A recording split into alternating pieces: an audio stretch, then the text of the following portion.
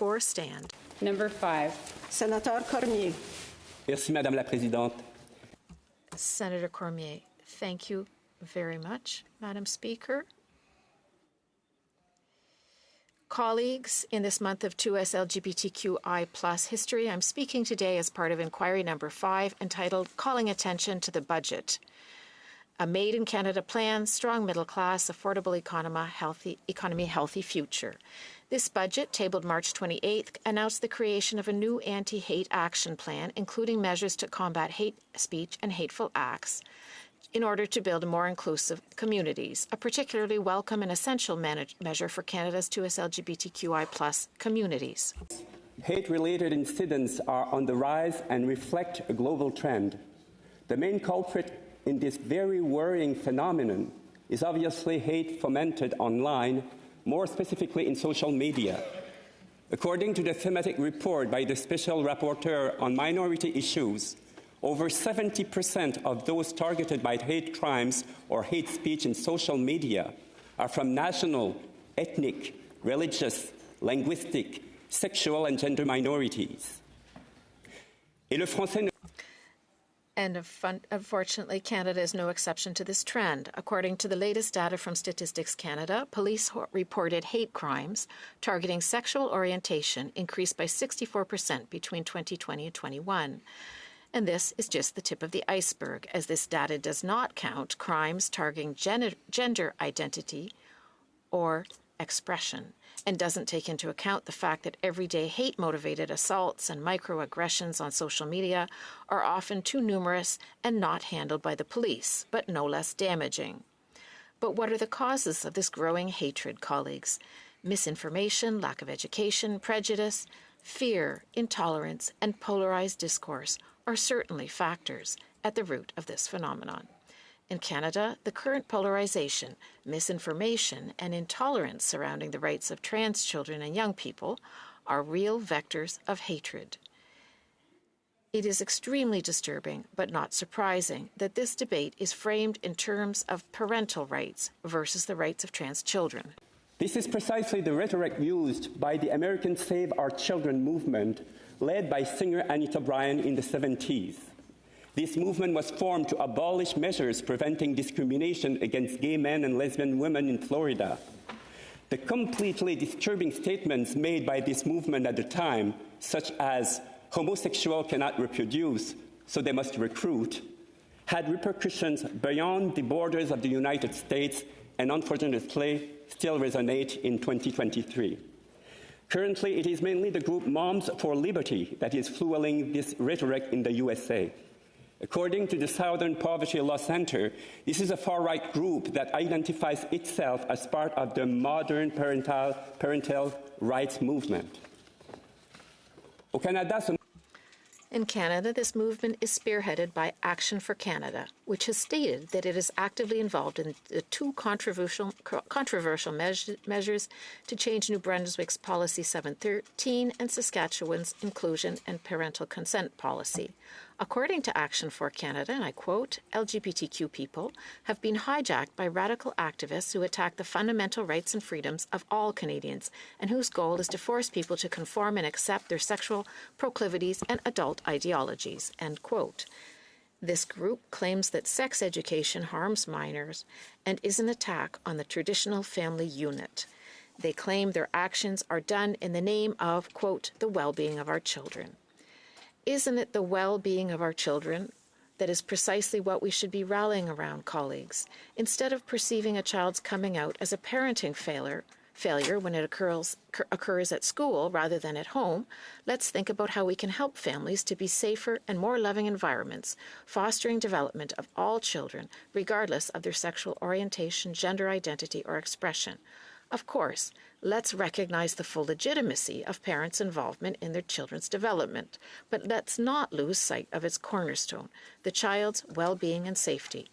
Rather than emphasizing the negative consequences of gender-affirming care, let us instead recognize that exploring one's gender identity is an integral part of a child's development, and let us reinforce the positive aspects of that care. Zachary Georges Gagné, a two-spirit trans feminist and francophone individual working to create safe community spaces for Indigenous and 2SLGBTQIA plus people, said, and I quote, "For youth and adults alike, having access to gender-affirming care, just knowing that we have access to it is an immense source of support. For me, having access to gender-affirming care means access to greater safety and the power to assert myself with confidence and pride everywhere I go. For many, having access to this care saves their lives," end quote. Let us not forget that the recognition of a child or young person's identity, whether gay, non-binary, or trans, is an important factor of their well-being, and that questioning the existence of trans identity is extremely damaging and can lead to hate speech towards these young citizens. Collègues, rappelons-nous qu'en Colleagues, let's remember that in 2016, with Bill C-16, the Canadian Parliament recognized trans identity and diversity of gender expression by amending the Canadian Human Rights Act to add gender identity or expression as a prohibited ground of discrimination. In addition, each province and territory has legislation covering discrimination on certain grounds, including gender identity and sexual orientation, as well as other protections for sexual and gender minorities. New Brunswick, which I represent here in this chamber, adopted a policy in 2020 aimed at making school environments more inclusive. Last week, I had the privilege of meeting young queer people at the University of Moncton who testified with sensitivity to this policy's positive effects.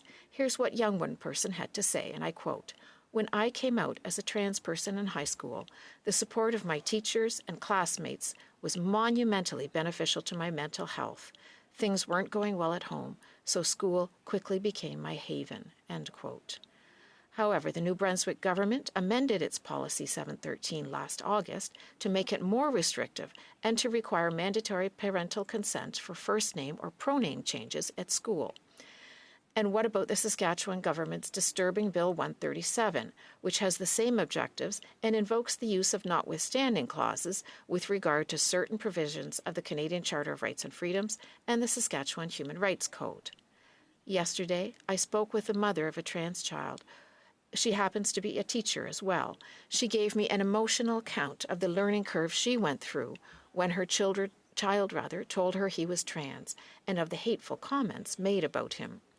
After a long journey, both as a mother and teacher, here are the 3 lessons she has learned, and she advises that she shares with all parents and teachers.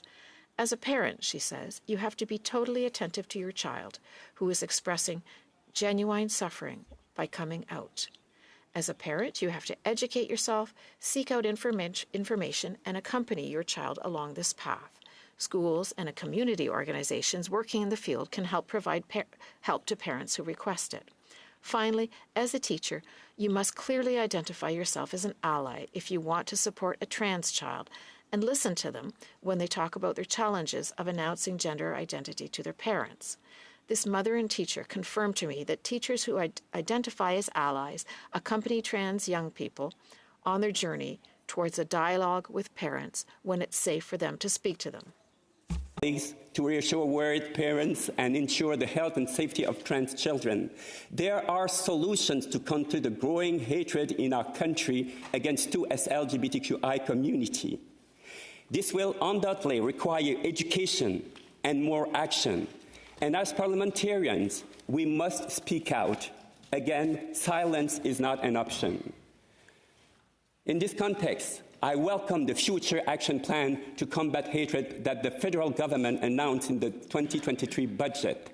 This plan is needed for all Canadians, and I hope that substantial funds will be available for its implementation. In conclusion, I cannot pass over the silence in the intolerable hatred and violence suffered by 2SLGBTQI+ people in refugee camps in Kenya and elsewhere, and I vigorously denounce the humanitarian disaster and the barbaric crimes currently occurring in many parts of the world. Colleagues, let us work together to fight hatred and bring peace. Peace in our school, peace in our families, peace in our communities and in the world. Travaillons ensemble pour lutter contre la haine. Let us work together to counter hate and to bring peace to our schools, our families, our communities, and to the world. Thank you.